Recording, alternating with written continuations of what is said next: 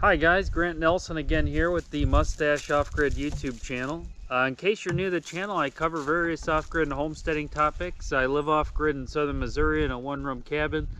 So anyway, I'll get right into the video here. I'm just give you guys an update on some of the projects I'm working on. I am working on the log cabin. I'm finally getting around to getting some leeway done on it. It's going to take me a little time, but I'm hoping to have all the cement work done in a month. And if I can do that, then I can get on to the fun part, which is skinning the logs and stacking the logs and all that stuff. That seems like it's just, physical labor. It's a lot funner. The cement stuff, I've been filling the forms with rocks, and it's more of tedious, I'd say. The way I'm doing it is very tedious. But once I get it done, I'll finally get to deal with the logs, which to me is kind of the funner part in my mind, I guess. So that's going on. Finally getting some gardening done. I've started some beets and some carrots and some radishes and some sort of small cabbage called a radiocho. It might be kind of like a Brussels sprout. It's hard for me to tell exactly what it is. I think I got it as a free seed from Baker Creek, and I'm probably not going to buy any more seeds from them. From what I've been hearing online, you can do your own research on that, but there's other seed companies out there, and I'd rather buy from other ones. So you can do your own research on that, but I've been getting some gardening done anyway. And really been enjoying the sunshine. We've had beautiful weather out here for March. It's been a little while since I made a video. I've kind of just been taking a little vacation from YouTube, clearing my head, kind of getting back in touch with nature. And, that's kind of part of the point to me of living off-grid is, having freedom of your own time. So that's part of it. Sometimes the YouTube stuff gets a little stressful, and it's not really stressful. It's just kind of one of those things that if you're trying to do it consistently, it can get tedious. But I enjoy making the videos, and I see the importance in it for educating people on off-grid and homesteading lifestyles, and hopefully giving someone the motivation to make a change in their lives and decide to, start living off-grid or homesteading or kind of getting into that sort of a lifestyle. So anyway, I'll get into the topic today that I wanted to talk about. Well, before I get into the topic, I'll put a little clip for you guys to watch of the log cabin right here in the video. Where I'm at with it, I'll kind of show you the site and what I'm working on. So that'll be right here in the video. Well, guys, I'm out here in the pasture picking up rocks. There's Cornelius. There's Bailey back there. I've been able to finally get Cornelius trained to where he lets me pet him now. And he gets real friendly. So it's kind of nice. Look at him. He loves getting his ears scratched. Just got to be careful. You see he stretches out his back legs and then eventually he just falls right over, lets you pet his belly. I got him trained like a dog almost. But anyway, I'm out here picking up rocks. You can see there's no shortage of them, and Cornelius brings up quite a bit. These bigger rocks, I'm not really picking them up, this more kind of intermediate size. And I'm picking these up for the log cabin we're building. And I'm basically just bucket by bucket filling in the pylons. I'm basically just filling this about 3/4 of the way full. Then I go over there and lift it over the fence. You can see the other bucket over there. Then I carry them down to the pylon. I guess you call it a pylon. It's a cement form that I have set up, and I'm filling it with rocks. So anyway, just figured I'd put a short clip in here of me picking up rocks. You guys can see how rocky the ground is out here. Couple tips I would say. I've learned that the smaller rocks are good. I'll put a few big rocks in, but the small rocks are good because they fill in the gaps a little bit better between rocks. So like something like this, if I crack it, a couple small pieces, or like even the little pebbles, I'll throw them in, and they fill in the gaps between the bigger rocks. And I'll still put some big rocks in. It's just, you know, it just depends on the spot. I kind of throw them in evenly and try to distribute them and make them put as many rocks in as I can. But I like to get a handful of these small kind of pebble things, and those things will fill in the gaps. They kind of sink right through all the little spaces between the rocks to take up a little more space. The more of those you put in, the more money you save, basically. The more rocks you can fit, the more space you can fill, the less cement you're going to use. So, and I'm going to be using bag cement. So anyway, I'm going to turn this off. I'll be right back. He tries to tip the bucket over. Look at the guy.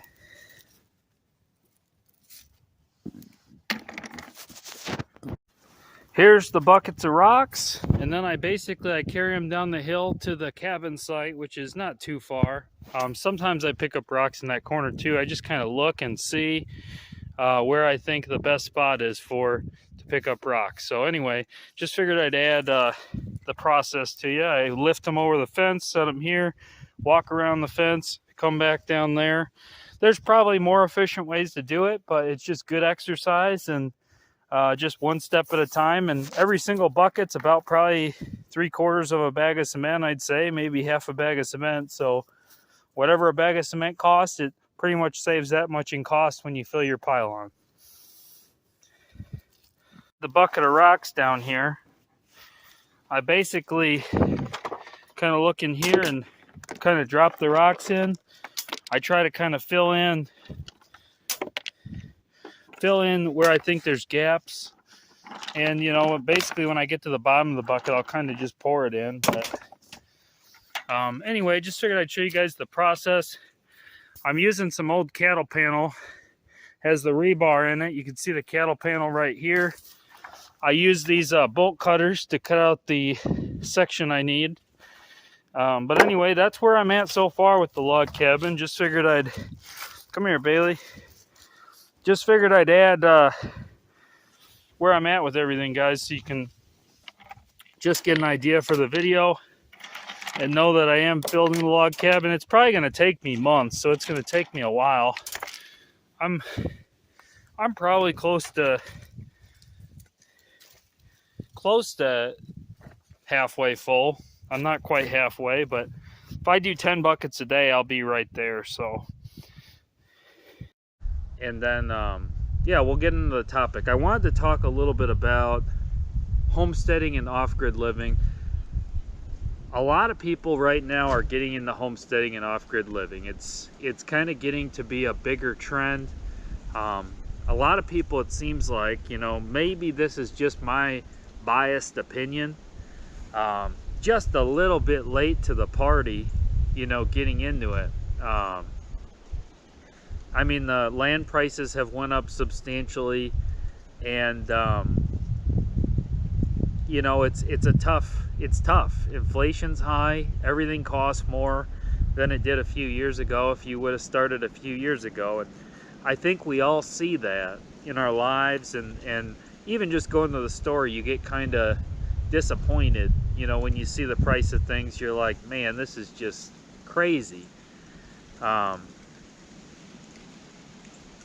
But as far as it goes, I believe that most people still have the ability to go off-grid for now. I believe that most people still have the ability to homestead for now. Things are still affordable enough that you can still acquire them. Do they cost more? Yes. But you can still do it. And I was online looking for, you know, kind of motivation or a topic to talk about for the video. And one thing I see with homesteading, there's a lot of people that want to homestead, but the most common excuse, and usually what I see is someone says, I don't have the land. I don't have any land. I don't have land to homestead. I can't get land to homestead. The land's too expensive to homestead. And a lot of times I see the same people and they're talking about wanting 40 acres or 100 acres with a running creek and, you know, all this stuff, and a very specific homestead in their mind. And that's one thing I see, is the people want a large tract of land, and they have this image in their mind from the olden days, you know, 40 to 100 acres back in the woods, or, you know, out in the prairies, little house in the prairie kind of thought in your mind. And the people that I see, it's really a great dream of homesteading. To have a homestead like that, a very specific homestead, it's a great dream to have that. But truth be told, in today's America, with the cost of everything, the odds of being able to acquire and do that are slim. If you can buy 40 to 100 acres, if you can afford to do that and go homestead on that and have that kind of a lifestyle, more power to you. But for the average American, the average middle class person, probably between the ages of, let's say, 25 to 45, maybe even younger than that, some people might be getting into homesteading, but we'll just say, generally speaking, 25 to 45. Most people in today's world cannot afford that without financing it. They can't afford 40 to 100 acres to finance it. And that's just 40 to 100 acres generally. Now, the second thing that I see with this is those same people that want the 40 to 100 acres want it near where they live.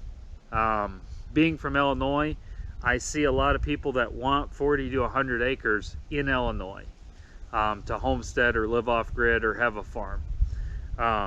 They want the acreage to be close to home. They want the acreage to be a large tract of land close to home in an area that is not, how can I put it, it's not advantageous to off-grid living or homesteading. There's too many rules and regulations in places like that, oftentimes. I'm not saying this is the case every time, but these are just some of the things that I've seen with people that want to homestead, that are saving up for homesteading. They could do it now. A lot of the people could do it now, but they're trying to get to the point of this very specific image in their mind of a homestead or an off-grid paradise, I guess you'd call off-grid homestead. But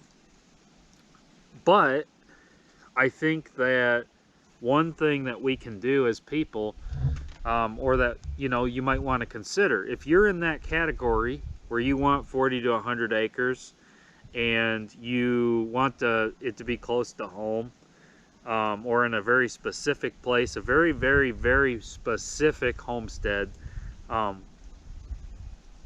you know, as far as it goes, how many acres do you own right now? Consider that. If you don't own any acres, maybe you're renting an apartment, maybe you live in town, how many acres do you have right now? And for most people, the answer is probably 0 acres or maybe a 1/4 acre yard. That's probably financed. So you might need to actually adjust your goals of what you want in your mind. That's my thoughts on it. You have a very specific goal in your mind, and I think that some of us need to adjust those goals to reality. Because some of them in today's world are truthfully illusions of grandeur. They're an illusion of grandeur. And like I said, there's nothing wrong if you can afford that. But in today's world, the odds of a person being able to afford and do that are so slim in today's economy and world with the way inflation is. Land is not getting any cheaper. The cost of goods are not getting any cheaper than they are today. If you can afford 1 to 10 acres, which I believe that a lot of people can't afford that cash, especially in some of the southern states and certain southwestern states. I think that's a good place to start. I watch a homestead, and it's an off-grid homestead, does a very good job, has a very nice setup, called Frugal Off-Grid in Arizona. I think he's in kind of like Arizona desert land, and I don't know how many acres he has.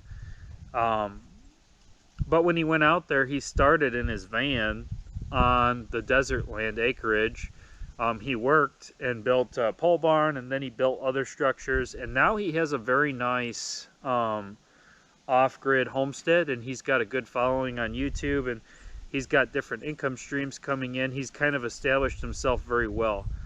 And my point is that at the time that he did that, most people would have said they didn't have enough money to homestead or live off-grid. If you look at his story and watch some of his videos, really, I enjoy his channel, you know, so I'll say that. But it's a good blueprint, you know, watching something like that and understanding something like that. I think a lot of us have, like I said, an illusion of grandeur, and our goals are so far out. If you wanted to acquire a 40 to 100 acre homestead, you might be able to do that, but it might take you 20 to 30 years to get to a point financially where you can do that comfortably. Whereas 1 to 10 acres, you might be able to do that today. Maybe even in a year or two, you could save up enough money to get to that point. And when people buy a home, you know, most people, when they buy a home, you know, at least historically has been the trend. A lot of people start out with a small home, and then they eventually sell that and they get into a bigger home as their finances improve. So if you don't have any acres and you're wanting to do the off-grid living thing or homestead, or get some land to do it at least, starting off on a small plot of land might be a good place to start. And maybe when you're out there, you build your homestead up and you live off-grid, and or however you want to do it. You know, it's your personal land that you can do what you want on. Save up your money, and then eventually maybe you can acquire that 40 to 100 acre plot. You know, it's just, I think some of us are wanting things outside of our needs, wants and needs, you know, and what you can afford and what you can afford in the long run. So this has just kind of been on my mind. I see this kind of grand illusion of off-grid living on a 40 to 100 acre plot right near close to home, where you're from. Don't want to leave your hometown and your family behind, and I get that. That's very important. But if you want to actually own something, I think that you need to maybe adjust your priorities and your goals and see, what can I do right now? You know, how much could I get right now? Because I'll tell you, 1 acre of land with a homestead is better than no acres. You know, that's the way I look at it. I mean, a 1 acre homestead, I've seen some beautiful, I mean, 1 acre in the country, that's just, you can have a really beautiful place on that. And I truthfully believe, in my mind, that most people that want the 40 to 100 acre plots, that don't own any acreage or have a homestead or an off-grid place right now, that if they had 1 acre in the country with a house and they had some chickens and some animals and a garden, I feel like those people would be happy and content almost with that plot of land. They don't realize that they would, but I think that a lot more people would be actually happy with a small homestead, and then eventually they can work their way up to a bigger homestead, you know, because people are always going to want things. They always want more, and that's just the American way. Everyone wants a bigger house, a better car, but what can you afford right now? You know, what's really within your means? And I'm not saying that even a small plot of land is cheap anymore, but it's more affordable than some things. And this is just kind of a rant, guys, and something to consider is adjusting your goals and your priorities and your wants and your desires based on what you can afford and what you can do to live off-grid. I know quite a few off-grid people that homestead on very little. They live off-grid on very little, and they're really establishing nice places in a nice little oasis out there in the woods for themselves. So just something to consider, guys. You know, adjusting your priorities and your goals and your wants and desires. And not everything is going to be exactly how you visualized it in your mind. But I find that once you get out to your land that you own personally, you start to come up with different projects that you're like, wow, I could see myself building that there or that there, and I could do that right now on my 1 acre plot or my 5 acre plot. When you come out to your land, you start to think of things that you want to put in, and it starts to become your own. And once you build them, it starts to become your home. So if you don't own anything, if you have a lot of debt, or you rent an apartment, maybe you have a large mortgage, maybe it's time that you actually own something and get a small plot of land instead of financing 40 to 100 acres. That's just my thoughts, guys. Anyway, nothing wrong with doing it however you feel fit, but this has just been a thought of maybe a solution for someone that is thinking of homesteading above kind of their means, I guess, and maybe what you can do personally compared to other people or other homesteads. You know, it doesn't take 100 acres or 40 acres to live on. You can be completely self-sufficient on probably 5 acres, I'd say. 5 to 10 acres, you could be completely self-sufficient. And you could probably, if you planted the whole place, be pretty self-sufficient on 2 to 3 acres. 1 acre, you're close. You're still gonna have to get a couple things probably, but at least you'll have your own water and your own shelter on your own land, and you actually own it yourself, and you're not caught up in debt, and you're basically a debt slave at that point. So anyway, that's just my thoughts, guys. Let me know in the comments what you think, how your homestead journeys are going, or if you have any plans, or if you have any questions, you can email the channel email or drop a comment below. Anyway, guys, hope you have a great rest of your day. Thank you for watching, and God bless. You ready for your treat?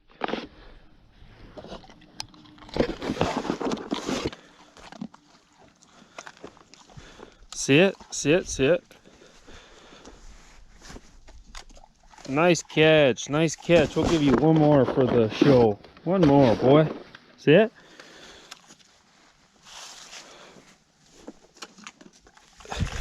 Nice. Very nice. Good boy. Good boy.